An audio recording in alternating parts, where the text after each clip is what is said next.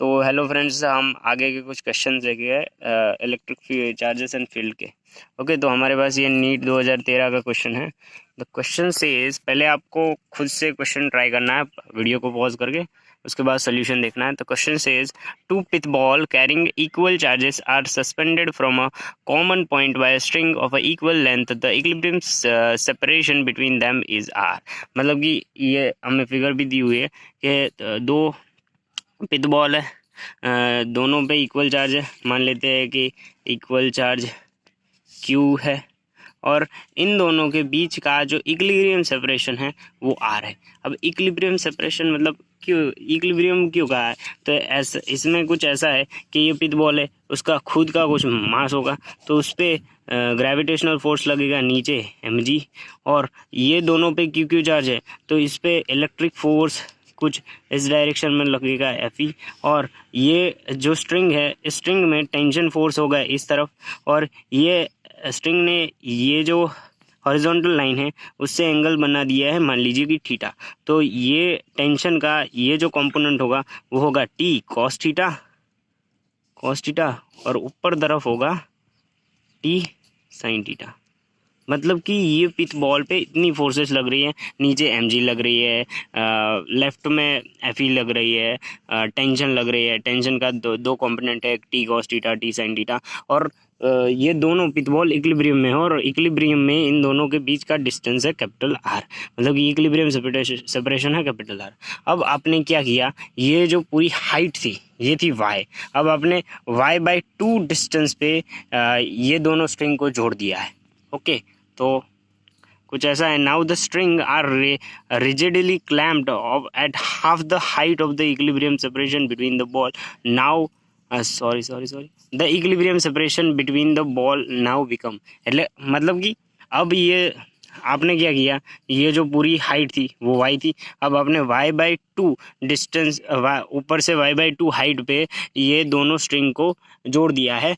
तो अब equilibrium separation जो r डैश है वो कितना होगा, वो क्या वो 1/√2 स्क्वायर r, मतलब कि r/2 होगा, या फिर r/2 की 3/2 पार होगा, या फिर 2r/√3 होगा, या फिर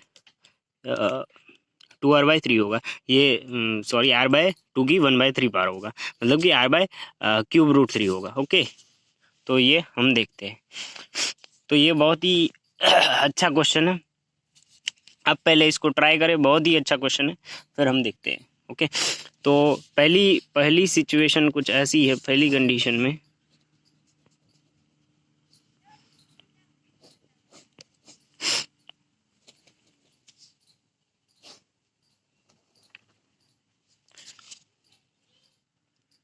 ये यहाँ से यहाँ, और ये y है, ये थीटा है। ओके, अब हमें पता है इस तरफ है T cos थीटा, यहाँ पे है T sin थीटा, यहाँ फोर्स लग रहा है mg, यहाँ लग रहा है Fe, ये y है, और यहाँ से यहाँ तक का डिस्टेंस जो है वो है r/2। ओके, तो यहाँ पे आप tan थीटा लग सकते हैं, tan theta is equals to ये y by this is r/2, y by r/2 मतलब 2 ऊपर आ जाएगा तो 2y/r, और tan थीटा को और क्या लिख सकते हैं, T sin theta by T cos theta. T sin theta mg के बराबर है और T cos थीटा Fe के बराबर है, मतलब कि ये हो जाएगा mg बाय Fe। ओके, ये इस तरफ भी कुछ ऐसा ही होगा।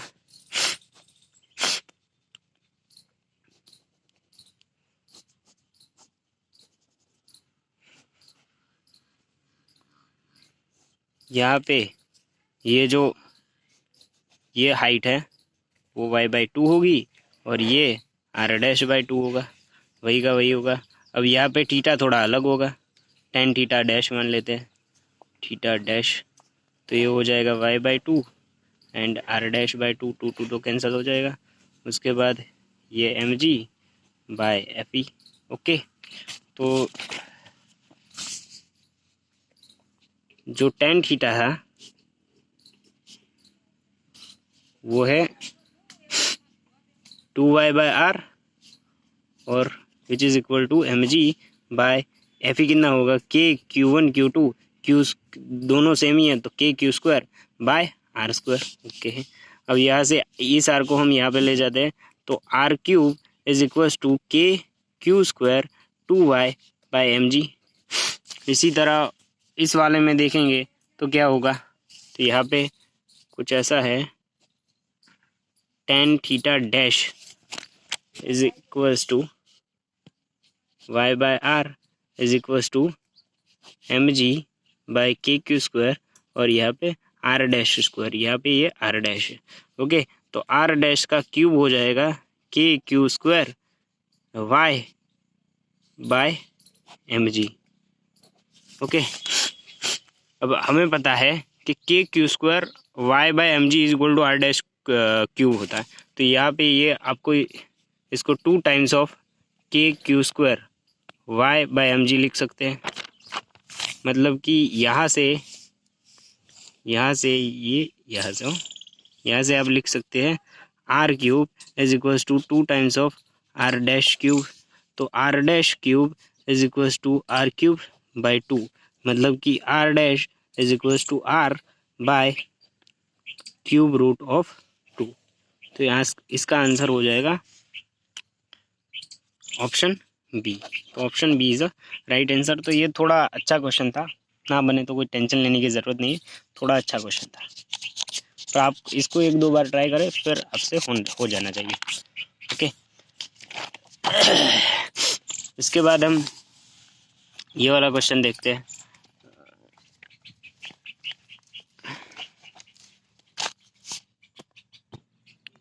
ये 2010 में आया हुआ क्वेश्चन है, पहले आप इसको ट्राई करें पॉज करके, फिर देखें सोल्यूशन। ओके, तो क्वेश्चन कुछ ऐसा कर रहा है कि 2 positive ion each carrying a charge q, 2 positive ion हैं और दोनों पे चार्ज क्यू है, are separated by distance d, दोनों के बीच का डिस्टेंस डी है। If the f is the force of repulsion between the ions, positive है तो फोर्स ऑफ रिपल्शन ही होगा, कितना है, एफ है। The number of electron missing from each ion will be.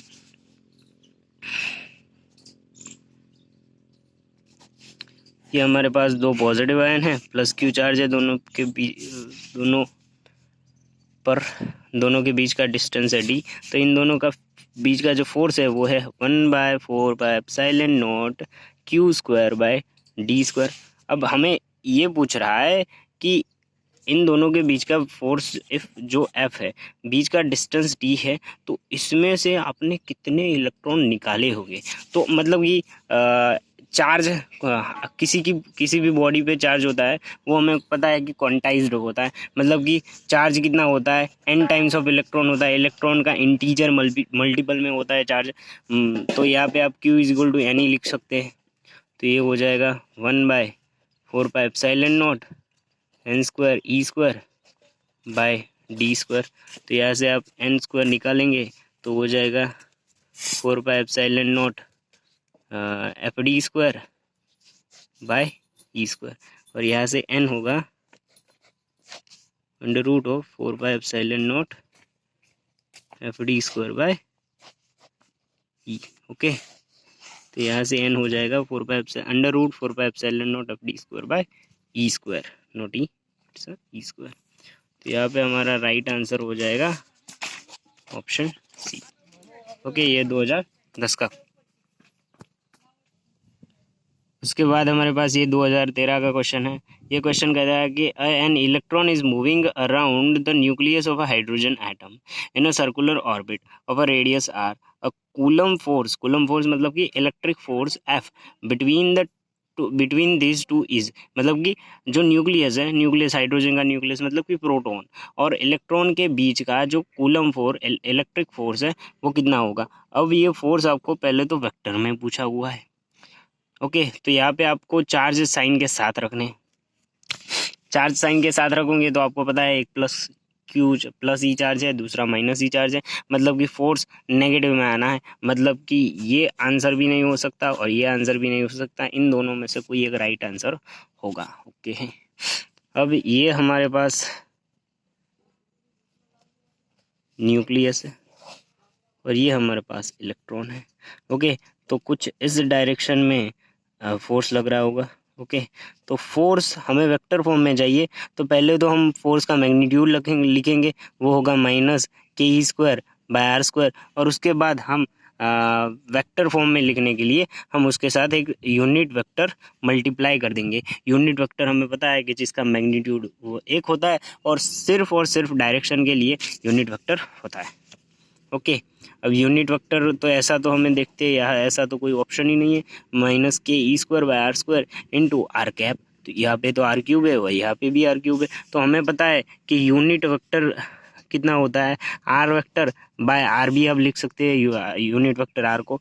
तो यहाँ पे जो एफ वेक्टर हो जाएगा -ke² आर वेक्टर, और आर स्क्वायर तो था और ये नीचे और आर आ गया, तो ये हो जाएगा force -ke² by r cube r vector. तो ऐसा ऑप्शन आपको दिख रहा होगा, ऑप्शन नंबर डी। तो d is our right answer. Okay, उसके बाद ये 1999 का क्वेश्चन है। देखते हैं, when air is replaced by a dielectric medium of a constant K, the maximum force of attraction between two charges separated by a distance, मतलब कि same distance का है, मतलब कि जो हमारे पास दो चार्जेस थे उनको पहले हमने एयर में रखा और वही डिस्टेंस पे हमने कोई एक डाइलेक्ट्रिक कांस्टेंट के वाले मीडियम में रखा, तो अब उनके बीच का फोर्स कितना हो जाएगा, डिक्रीज के टाइम्स, मतलब कि के टाइम्स घट जाएगा, रिमेन्स अनचेंज्ड मतलब कि वैसा का वैसा ही रहेगा, या फिर इंक्रीज के टाइम्स मतलब कि के टाइम्स बढ़ जाएगा, या फिर इंक्रीजेस के⁻² टाइम्स मतलब कि decreases K times. Okay, increases K times का मतलब होता है decreases by K times. Okay, तो ये भी हमें देखते हैं। तो हमें पता है कि जो दो चार्जेस के बीच का फोर्स होता है वो होता है 1/4πε0 Q1 Q2 by R square. मतलब कि जो फोर्स होता है दो चार्जेस के बीच का वो पहले तो उन दोनों के बीच के डिस्टेंस पे डिपेंड कर रहा है, दूसरा वो चार्जेस के मैग्नीट्यूड पे भी डिपेंड करता है, और तीसरा वो मीडियम पे भी डिपेंड करता है। यहाँ पे जो एप्सिलॉन नॉट है वो है permittivity of a medium. Permittivity, ये एप्सिलॉन होता है परमिटिविटी ऑफ अ मीडियम। यहाँ पे वैक्यूम है, इसलिए वैक्यूम या फिर एयर के लिए हम इसको लिखते हैं एप्सिलॉन नॉट, मतलब कि परमिटिविटी ऑफ अ वैक्यूम। तो फोर्स इन एयर कुछ ऐसा होगा, और फोर्स इन मीडियम होगा 1/4πε of a medium Q1 Q2 by R square. तो इन दोनों को हम डिवाइड कर देंगे, तो ये हो जाएगा force in air upon force in medium is equals to, यहाँ पे ये है 1/4πε0 Q1 Q2 by R square upon ये हो जाएगा 1/4πε of a medium Q1 Q2 by R square. तो ये सब कुछ कैंसिल हो जाएगा यहाँ पे, और ये हो जाएगा epsilon of a medium, permittivity of medium upon permittivity of air. और हमें पता है कि permittivity of medium upon permittivity of vacuum को ही कहते हैं हम रिलेटिव परमिटिविटी, और इसी को कहते हैं हम डाइलेक्ट्रिक कांस्टेंट। तो यहाँ से आप निकाल सकते हैं force in a medium is equal to force in a air upon dielectric constant. मतलब कि किसी दो चार्जेस को आपने एयर में रखा है किसी एक डिस्टेंस पे, तब उन दोनों के बीच का फोर्स F है। तो अगर वही दो चार्जेस को उसी डिस्टेंस पे आप किसी के डाइलेक्ट्रिक कांस्टेंट वाले मीडियम में रखोगे तो फोर्स के टाइम्स घट जाएगा और परमिटिविटी के टाइम्स बढ़ जाएगी। ये आपको याद रखना है। ओके, ये डायरेक्ट ही याद रखने वाली बात है। ओके, उसके बाद हम 1995 का ये चार्जेस के इक्विलिब्रियम वाला क्वेश्चन देखते हैं। बहुत ही अच्छा क्वेश्चन है। ये क्वेश्चन कह रहा है कि पहले आप इसको ट्राई करें खुद से।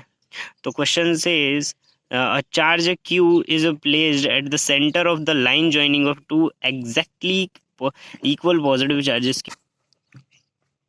तो क्वेश्चन कह रहा है a charge Q is placed at the center of the line joining of two exactly equal positive charges Q. The system of three charges will be in equilibrium if Q is equals to.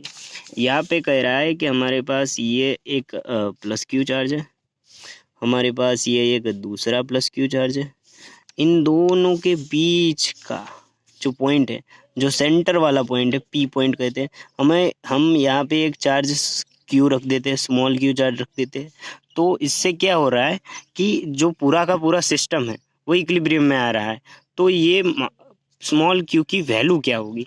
अब दो plus Q charges के बीच में आप कोई भी charge रखेंगे ना, यहाँ पे बीच वाले पॉइंट में कोई भी चार्ज रखेंगे, दुनिया का कोई भी चार्ज रखेंगे, तो वो चार्ज खुद तो इक्विलिब्रियम में रहेगा ही, पर हमें यहाँ पूछ रहा है the system of 3 charge will be in equilibrium if q is equal to, मतलब कि क्यू की वैल्यू हम क्या रखें कि जिससे पूरा का पूरा सिस्टम इक्विलिब्रियम में हो, पूरा का पूरा सिस्टम इक्विलिब्रियम में हो, मतलब कि सभी चार्जेस के पर का जो नेट फोर्स है वो ज़ीरो हो जाए, मतलब कि सिर्फ इसके ऊपर का नेट फोर्स ज़ीरो नहीं करना, इसके ऊपर का नेट फोर्स भी ज़ीरो हो जाए, तो तब क्यू की वैल्यू क्या होगी, तो ओके है, तो पूरा का पूरा सिस्टम इक्विलिब्रियम में हो, मतलब कि इसके ऊपर का भी नेट फोर्स ज़ीरो होना चाहिए, तो ढूंढते हैं इसको इसके ऊपर एफ नेट ज़ीरो करके। ओके, तो हमें पता है कि प्लस क्यू चार्ज इस प्लस क्यू चार्ज को रिपेल करेगा, तो इसके कारण यहाँ पे रिपल्सिव फोर्स होगा, मान लीजिए हम इसको F1 कहते हैं, और अब इसके ऊपर का नेट फोर्स हमें ज़ीरो करना है, अब इसके ऊपर का नेट फोर्स हमें ज़ीरो करना है, तो मतलब कि ये स्मॉल क्यू चार्ज इस प्लस क्यू चार्ज को अट्रैक्ट करना चाहिए, तो यही से ही हमें पता चल गया कि ये स्मॉल क्यू चार्ज नेगेटिव होगा, मतलब कि इसका आंसर ये भी नहीं होगा और इसका आंसर ये भी नहीं होगा, या तो इसका आंसर ये होगा या तो इसका आंसर ये होगा। मैग्नीट्यूड कितना है वो हम निकाल देते हैं। ओके, तो ये इस पे नेट फोर्स ज़ीरो है, तो इस F1 और इसके कारण मान लीजिए फोर्स F2 है, मतलब कि F1 और F2 दोनों सेम है, तो F1 कितना होगा Q, और ये भी Q है, और दोनों के बीच का डिस्टेंस यहाँ से यहाँ तक का डिस्टेंस R मान लेते हैं, और यहाँ से यहाँ तक का डिस्टेंस R/2 मान लेते हैं। ओके, तो Q बाय R स्क्वायर, और ये हो जाएगा capital Q small q by R/2 का स्क्वायर। ओके, तो यहाँ से Q कैंसिल हो जाएगा, Q कैंसिल हो जाएगा, तो ये हो जाएगा Q बाय R स्क्वायर, और ये हो जाएगा स्मॉल q, यहाँ पे R स्क्वायर और ये 4। ओके, तो R स्क्वायर कैंसिल, तो यहाँ से आपको स्मॉल q मिलेगा Q/4, मतलब कि स्मॉल q का वैल्यू होगी Q/4, और स्मॉल q साइन में होना चाहिए नेगेटिव, मतलब कि आंसर आ जाएगा -Q/4। अब अब आप देख सकते हैं, देखिए ये -Q/4 चार्ज है, यहाँ से ये plus Q charge in -Q/4 को या इस तरफ F4 से अट्रैक्ट करेगा, ये भी इसको इस तरफ F4 से अट्रैक्ट करेगा, मतलब कि ये इक्विलिब्रियम में है, ये वाला चार्ज भी इक्विलिब्रियम में होगा, क्योंकि प्लस क्यू चार्ज इस प्लस क्यू चार्ज को जितने फोर्स से रिपेल कर रहा है, इतने ही फोर्स से ये स्मॉल क्यू चार्ज इस प्लस क्यू चार्ज को अट्रैक्ट कर रहा है, मतलब कि इस पे भी नेट फोर्स ज़ीरो होगा और इसमें भी नेट फोर्स ज़ीरो होगा, मतलब कि सभी के सभी चार्जेस यहाँ पे इक्विलिब्रियम में है, मतलब कि पूरा का पूरा सिस्टम इक्विलिब्रियम में है। ओके, ये हमारे पास 1995 का क्वेश्चन था। उसके बाद हम ये देखते हैं 1988 का क्वेश्चन है हमारे पास, ये भी इक्विलिब्रियम का ही क्वेश्चन है। Point charges +4q -q +4q are kept on x axis at a point x = 0, x = 2a respectively, then, तो इसमें से कौन सा ऑप्शन सही है? तो इस क्वेश्चन को, ये क्वेश्चन पूरा का पूरा अगला क्वेश्चन जैसा ही है, इसको आप ऑप्शन एलिमिनेशन से भी सॉल्व कर सकते हैं, ऑप्शन एलिमिनेशन से ही करते हैं हम। सॉरी, ये हमारी एक्स एक्सिस है, ये x = 0 है, ये x = a है, और ये x = 2a है। यहाँ पे हमने रखा है +4q, यहाँ भी +4q और -q। अब ये दो सेम चार्जेस है +4q, तो उन दोनों के बीच वाले पॉइंट पे आप कोई भी चार्ज रखेंगे वो इक्विलिब्रियम में ही होना है, ये तो फिक्स ही है। तो यहाँ पे फर्स्ट ऑप्शन क्या है? Only -q in stable equilibrium.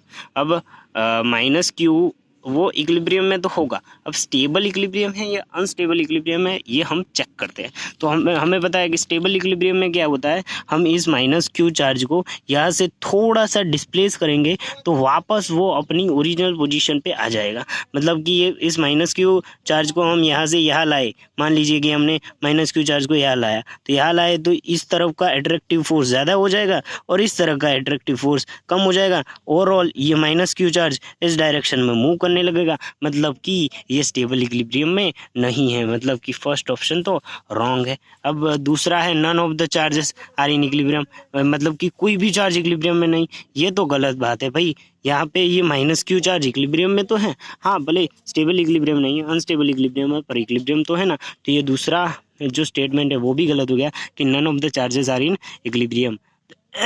तीसरा स्टेटमेंट है all the charges are in unstable equilibrium. तीसरा स्टेटमेंट है all the charges are in unstable equilibrium, उसको बाद में देखते हैं। ओके, और चौथा स्टेटमेंट है all the charges are in a stable equilibrium. ये भी गलत है क्योंकि ये खुद ही अनस्टेबल इक्विलिब्रियम में है, तो all the charges are in a stable equilibrium, ये भी गलत हो गया। ये एक राइट स्टेटमेंट है all the charges are in unstable equilibrium. और आप अगले वाले और इस वाले में देखिए, यहाँ पे क्यू था तो वो बीच वाला गया था -q/4, तो यहाँ पे +4q है तो वो बीच वाला हो जाएगा -q। मतलब कि ये पूरा का पूरा सिस्टम इक्विलिब्रियम में है, पर पूरा का पूरा सिस्टम अनस्टेबल इक्विलिब्रियम में है। मतलब कि कोई भी चार्ज को आप थोड़ा सा भी डिस्प्लेस करेंगे तो वापस वो अपनी इक्विलिब्रियम पोजीशन पे वापस नहीं आएगा। मान लीजिए कि आप +q को यहाँ से थोड़ा डिस्प्लेस करके यहाँ ले गए, तो क्या होगा, जो यहाँ से यहाँ इसका जो एट्रैक्टिव फोर्स है वो कुछ ज़्यादा हो जाएगा, और इसका रिपल्सिव फोर्स कम हो जाएगा। मतलब कि ओवरऑल ये कुछ इस तरफ आने लगेगा। मतलब कि ये जो है तीनों के तीनों चार्जेस वो अनस्टेबल इक्विलिब्रियम में है। ओके, बाकी के तीनों स्टेटमेंट तो 100% रॉन्ग है, तो answer will be c. Okay, उसके बाद हम देखते हैं नीट 2021 का क्वेश्चन, ये हमारे ज़माने का क्वेश्चन। तो ये क्वेश्चन कुछ ऐसा कर रहा है कि the dipole is placed on in a electric field as shown, in which direction will it move. मतलब कि एक इलेक्ट्रिक फील्ड हमें दी है और डाइपोल उस इलेक्ट्रिक फील्ड में रखा हुआ है, तो किस डायरेक्शन में वो डाइपोल जाएगा। ओके, तो यहाँ पे आप इलेक्ट्रिक फील्ड देख के ही समझ गए होंगे कि ये यूनिफॉर्म इलेक्ट्रिक फील्ड है या फिर नॉन यूनिफॉर्म इलेक्ट्रिक फील्ड है। तो हमें पता है कि यूनिफॉर्म इलेक्ट्रिक फील्ड में electric field line equi distance होती है, इक्वी स्पेस्ड होती है, पर यहाँ तो इलेक्ट्रिक फील्ड लाइंस जो है वो इक्वी स्पेस इक्वी डिस्टेंस नहीं है। मतलब कि यहाँ पे ये नॉन यूनिफॉर्म इलेक्ट्रिक फील्ड है। ओके, यहाँ पे आप ऐसे समझ सकते हैं कोई +q चार्ज रखा है और इसमें से ऐसे इलेक्ट्रिक फील्ड लाइंस निकल रही है, क्योंकि यहाँ पे इलेक्ट्रिक फील्ड लाइंस की डेंसिटी ज़्यादा है और यहाँ पे इलेक्ट्रिक फील्ड लाइन की जो डेंसिटी है वो कम है। मतलब कि यहाँ पे इलेक्ट्रिक फील्ड स्ट्रॉन्ग है और यहाँ पे वीक इलेक्ट्रिक फील्ड है। मतलब कि +q के आगे इलेक्ट्रिक फील्ड स्ट्रॉन्ग है, -q पर इलेक्ट्रिक फील्ड वीक है। मतलब कि +q पे जो फोर्स है वो ज़्यादा है और -q पे जो फोर्स है वो कम है। मतलब कि ओवरऑल इस डाइपोल पे राइटवर्ड डायरेक्शन में फोर्स लग रहा है और ओवरऑल ये डाइपोल राइटवर्ड डायरेक्शन में मूव करने वाला है। तो ऐसा ऑप्शन हम देखते हैं, इट मूव्स, हमें पूछा है कि किस डायरेक्शन में मूव करेगा, तो पहला ऑप्शन है टुवर्ड्स द राइट। यस, सही बात है। चलो आगे देखते हैं, टुवर्ड्स द लेफ्ट,